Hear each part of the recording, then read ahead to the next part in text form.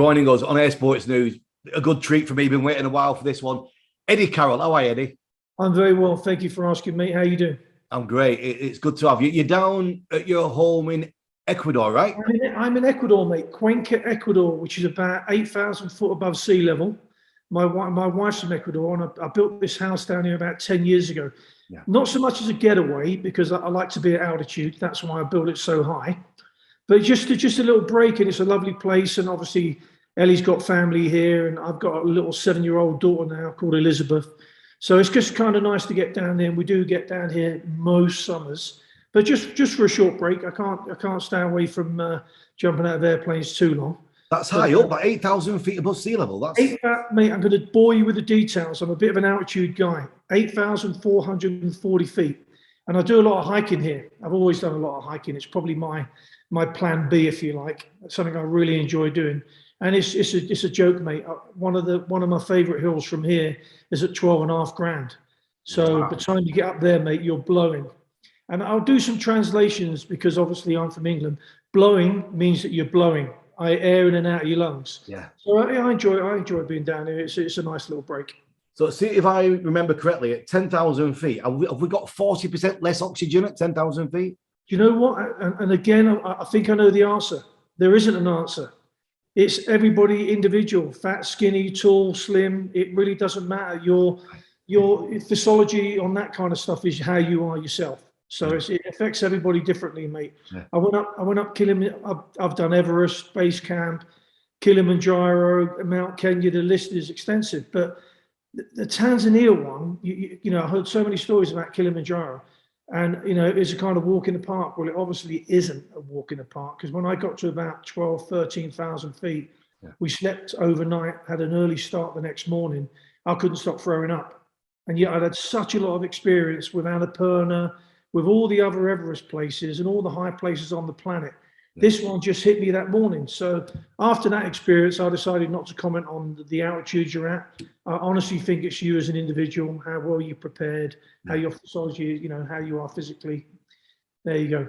Incredible stuff, learning stuff already. So Eddie, I mean, you're one of those names that when I started jumping back in 1990, you were already, you know, a well-known member of the British parachute community. You know, you've been around a lot. I was having a chat with Scotty Mill, and I said, what? How do I start with Eddie? What's I start? He said, well, there's some things you need to know. He's one of the early instructors of AFF, especially in the UK, over 20,000 jumps, international competitor. Tell me how it all started for you, Eddie. Where did jumping out of planes begin?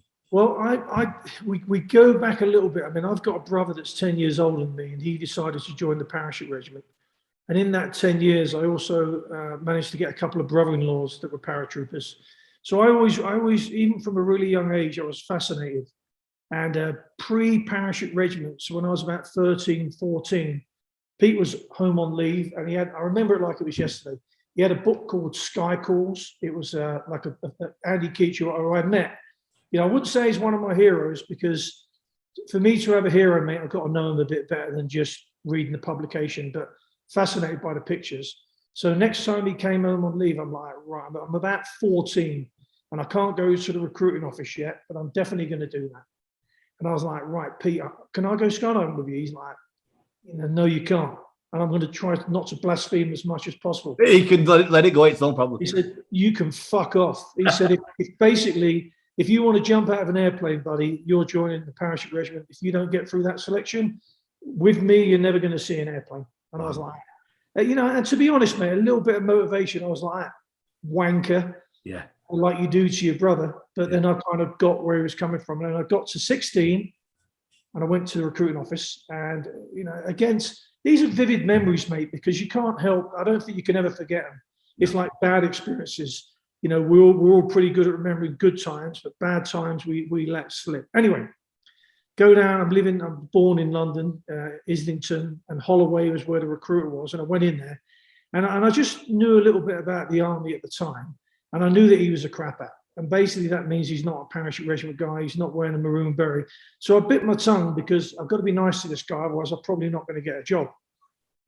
So I sat down, did the recruiting tests, and I actually did pretty well. And I would suggest to you it wasn't too difficult, but I remember it being multi-choice. And Right. multi-choice back in the early 80s, was fascinating because you could trick people that were too intelligent, and people that were not as bright had to think about whether they wanted to tick A to E, whichever that was.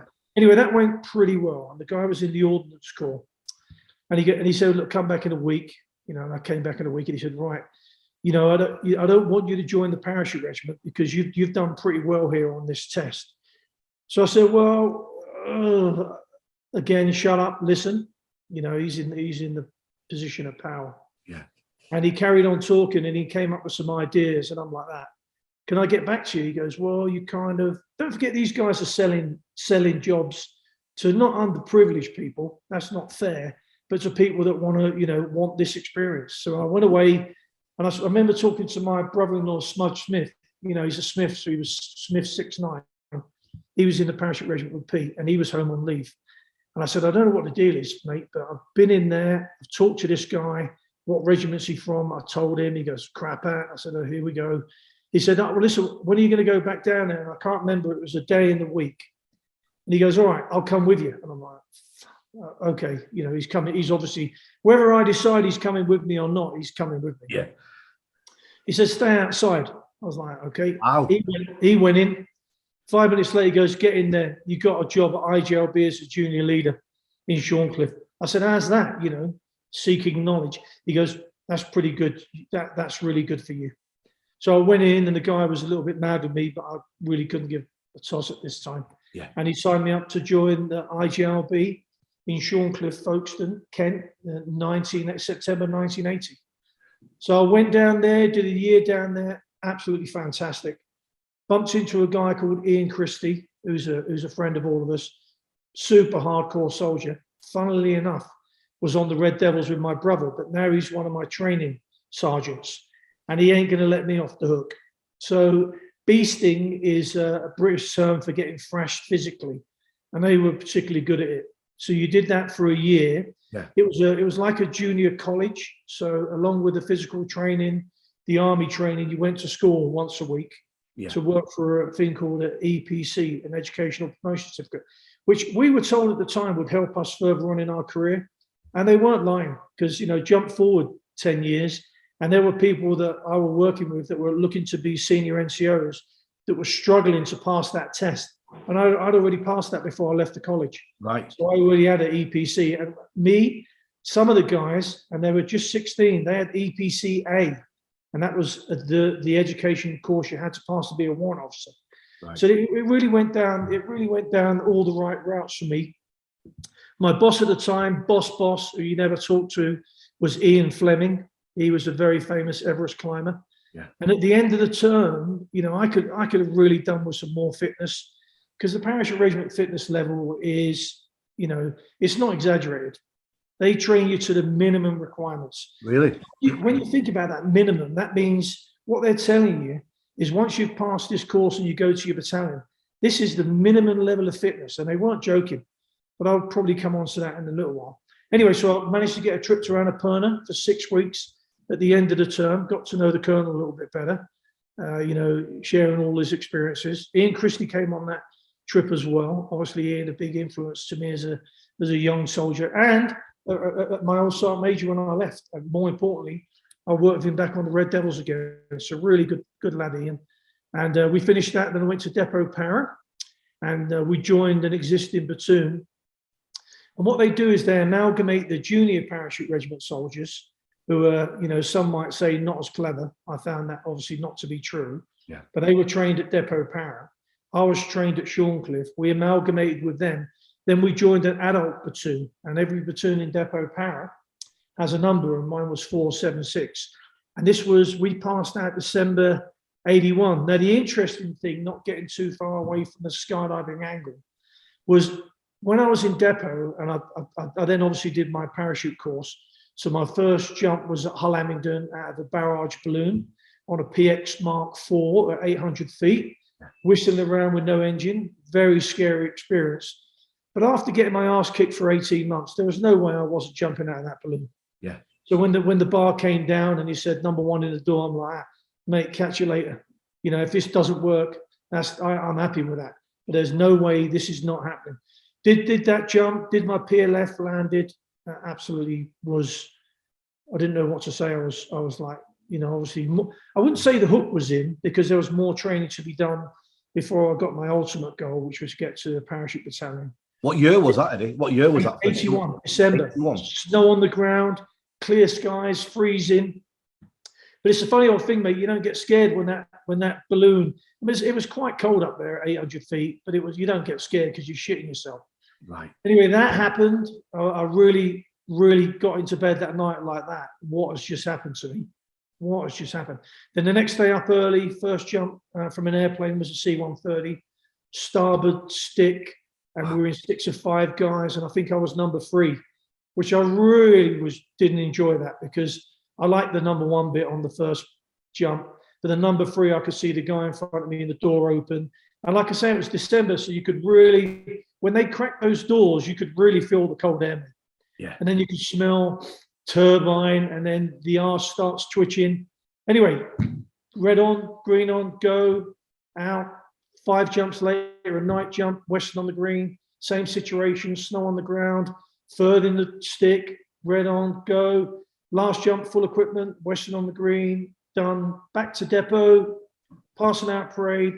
And at that time, again, my brother, you were allowed to be, if you had a relation in the battalion, you were allowed to be claimed by that relation. So my brother came down to depot, told the platoon staff, I got a blue lanyard and off to 2-para. And this is now January 1982. So I've got to rewind a little bit. Pete came down one weekend before the passing out parade. He said he was going to Neverhaven, and I could come now because I'd passed B Company, I'd done my wings. So he was now happy.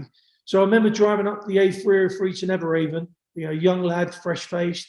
And he gave me quite a good brief, actually, Pete. He's like, look, APA, Army Parachute Association, at the Joint Services Parachute Centre, Neverhaven. You're going to meet colonels here, generals, all sorts of people from all over the Army. And I was like, what should I do? Call them sir? He goes, tell them fuck all. Just tell them you're passing out a depot. And I made before the passing out some, like John Horn, Mike Smith. I don't really want to miss anybody's name, but Arthur Gibson, some really, Paul Applegate, some really, really top level fellas, Dave Woods, all these people that were really, Gwyn Burton, that were big faces in the Army. The Remy and all those guys were pretty much running the parachute team for the championships and all the people that were going to the nationals. And I loved it. Fast forward, depot 2-para, early 82. And obviously, the Falklands happened. I went to the Falklands with B Company, 2-para, got back from the Falklands. And, interestingly enough, I'll just stay on the skydiving subject because it's a lot easier. So we had what we called the Heroes Leave. We all got 6 weeks off work. Yeah. And I'm still answering that first question about how did you get skydiving. So it's always going to be a bit long-winded. So anyway, I was in London, lots of pats on the back, lots of beers, and I didn't really like it. I really felt like that I was in the wrong place. So right. Pete, obviously, a lot of experience. He'd done a lot of operations before me. He'd done some operations outside the military. So he really he was in Angola in '76, and so he really understood the post-war drama. Right. Because it is drama, because you don't know what to say, and it's nothing worth saying anyway. So he was down at Ashford, jumping down there with Arthur Collingwood, and I called him up and said, "Hey, this is not going too well, mate." He goes, "Well, get on a train." So I went to Waterloo, over to Waterloo East, got a train to Ashford. He picked me up. Ashford Parachute Centre. Da-da! Anyway, I cracked on for 6 weeks, and I managed to get my Cat 10. And as much as I could have got, I was close to 100 jumps. Yeah. And and it was like, whoa, this is fantastic. Went back to battalion, and just sitting there, wondering what's next. And we were prior to the Falklands, we were on a Belize Tour, which is Belize is obviously British Honduras. I know you've been there. Yeah. But we were down there. Yeah, you go there for the boogies. We went down there because the Guatemalans were busy harassing the local populace. Yes. And it was a 6-month tour. Again, it got put on hold because we were picked to go to the Falklands. The Royal Regiment of Fusiliers went on our tour. And then when we got back, it was game on again. And I'm like that. Okay, well, Belize, it's interesting. Jungle, hard soldiering. That's the pinnacle of, if ever you're any good at being a soldier, you're going to be able to do it in the jungle.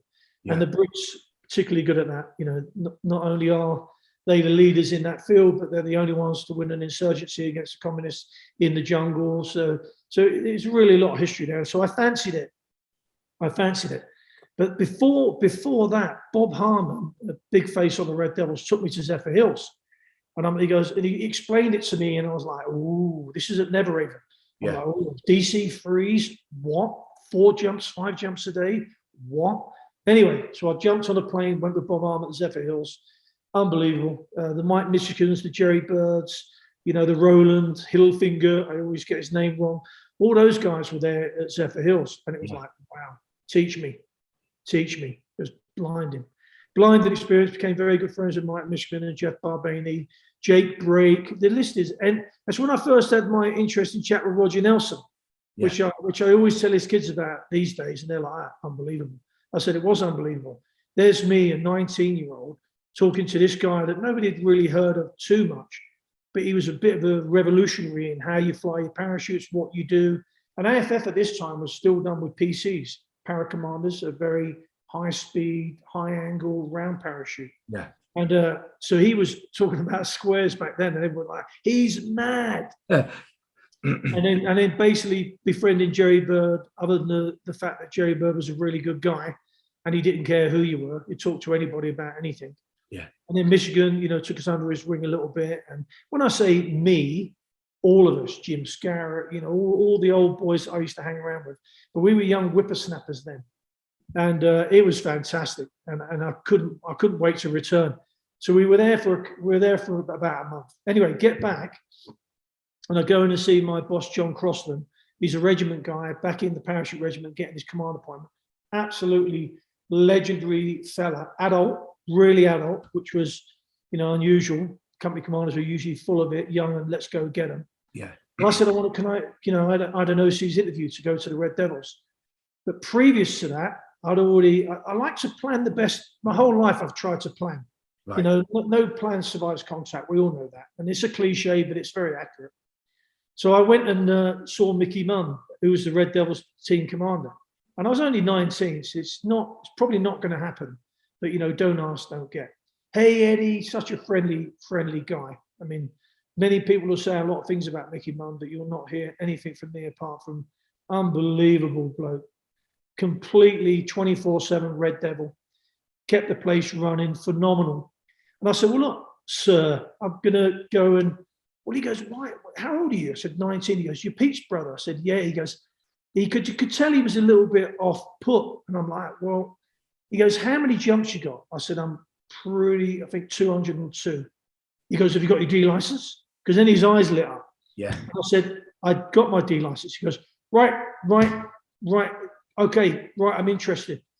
Because he thought I was a young lad with a couple of hundred, with a couple of jumps. Right. Trying to get on the team, Yeah. Well, this is like, I couldn't explain to him in the time I had that my arse is on fire for this. I'm into it like you wouldn't believe. It's unbelievable. I'm on fire for jumping out of airplanes.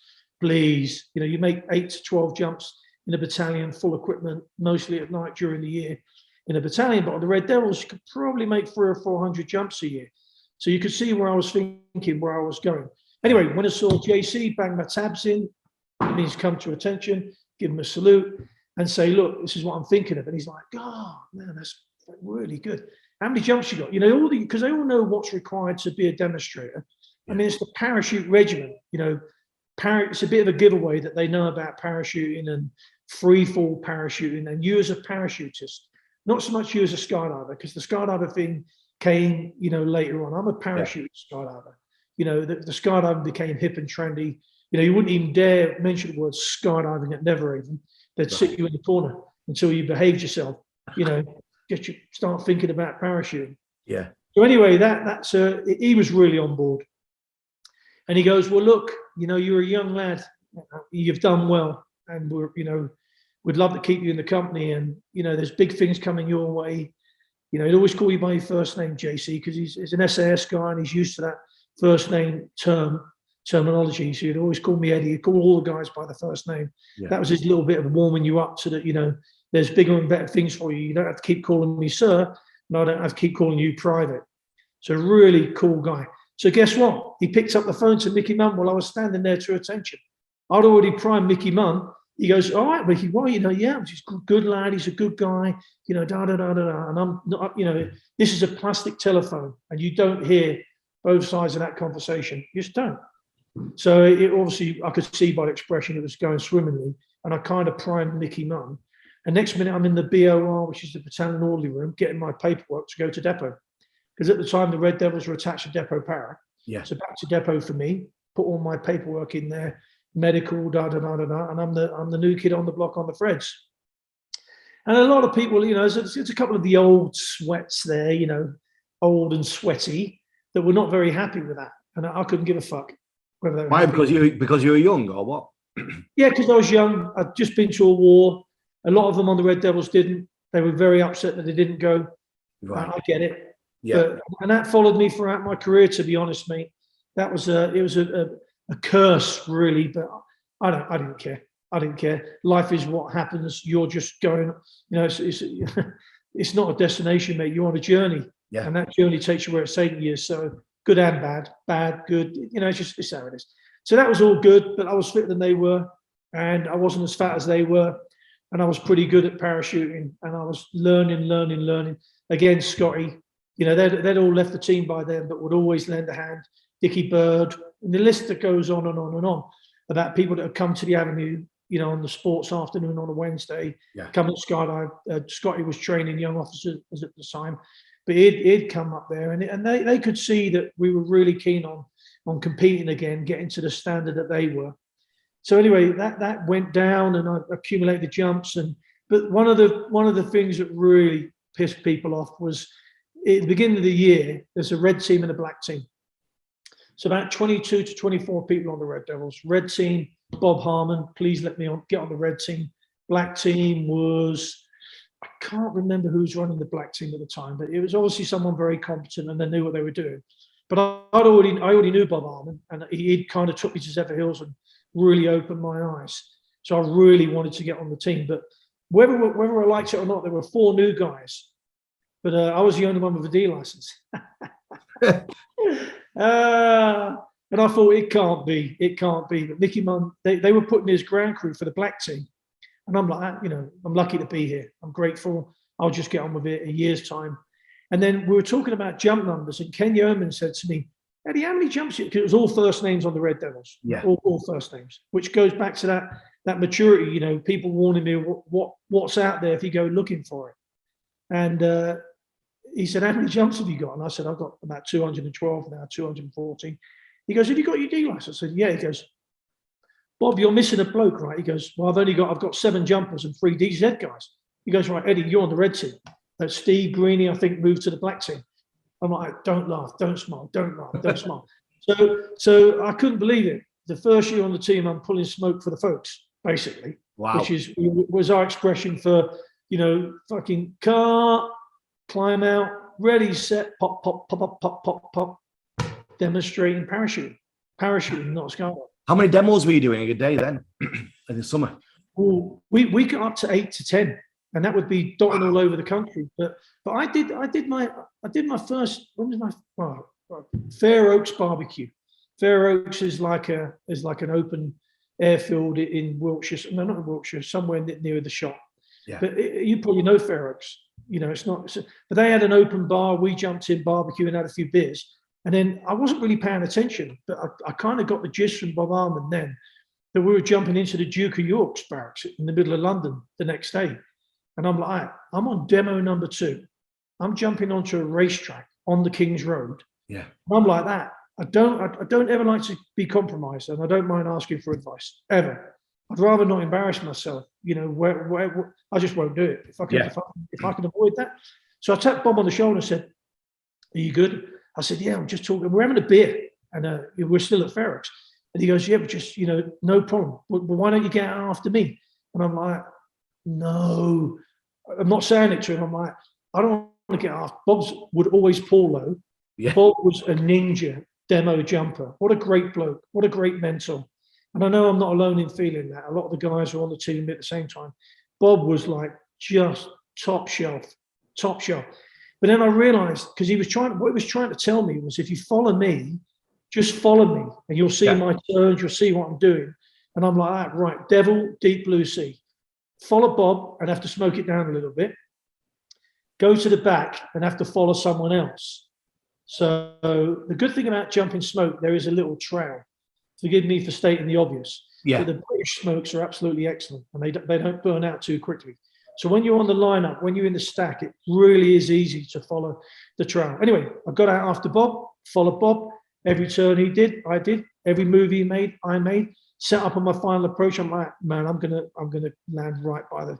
And it's not a target. The cross is purely the drop zone's live. Yeah. You know, it's safe for you to go. It's safe for you to jump. So it's not a target. But when you're a punter and you're watching, it's a target. If you miss it, you're a loser. And if he hits it, he's a winner. Yeah. So Bob was going to nail the target. It's just what he does. So he nails the target. And because I followed Bob by the inch, I hit the target. So we did the lineup. We stayed there for a couple of beers. Couldn't believe it. I'm like, man, I'm arrived. And the other thing, I made a huge mistake. I told my mum that we're jumping in there. So my mum's there. And I remember on jump run thinking, my mum's on the drop zone. What? Oh my God. And it really threw me off. And I'm like, follow Bob, follow Bob, follow Bob. So that was it. So that they were the demos. They were excellent, interesting, very difficult. You know, we didn't break any of the size rules of the landing area. Yeah. We didn't ever break any of the wind rules or the height rules. But what we did was we would take an arena inside the middle of a town. We'd take it because, you know, we would do that. So that's how we got around it. So the outs were, the Duke of York's, the outs were the King's Road in Joyceham. Incredible. Yeah, This is like 80s, early 80s, 84, is it? 85? That was 83. Was Jackie Smith still with them, or has she moved on by then? Again, mate, another mentor, mate. Jackie was always around the team. She lived when I joined the Red Devils, she lived in North Camp still. Yeah. She wasn't jumping as much, but it is like the Queen's Avenue. Have you ever seen Queen's Avenue, Reagan? Yeah. Okay. You know, it's like right in the middle of two freeways. Absolutely amazing. Just a great place to have a team to jump and train, because it was all there around you. So I'd see Jackie all the time. And she was always fantastic for giving you. That's why you actually get so good, because you're with national champions. I mean, the girls are a world champion, mate, and hit the disc 10 times. I mean, that's pretty hardcore. Oh, it's amazing. And again, she's just she's a really, and is to this day, and we're still very good friends. She's a really kind, considerate human who'll give you as much of her time as you want to listen. And I wanted to listen. So. Yeah. Well, Eddie, we're down to our last couple of minutes. So what we're going to do? Whoa! This is going to be the first of probably 2 or 3 interviews with you, because we've got so much to cover. But I think we've reached a good natural bit there with your time on the Red Devils. Yeah. But fascinating to listen to your stories, man. Thanks, mate. We definitely have to come back in a month and carry on from where we left off. Yeah, no sweat, mate. Thanks for chatting with me, mate. Have you enjoyed this? Have you enjoyed this little? I enjoy it, mate. I mean, who doesn't? Everybody enjoys a little bit of reminiscing, as long as it's not boring. Eddie, I want to say a massive thank you. We'll definitely be back. I want to get through everything up to where you are now, so it's going to be a 2 or 3. We've had people back for 2 interviews. We've not had anybody back for a 3rd interview yet, but I think you'll be the first on that. But Eddie Carroll, down in Ecuador.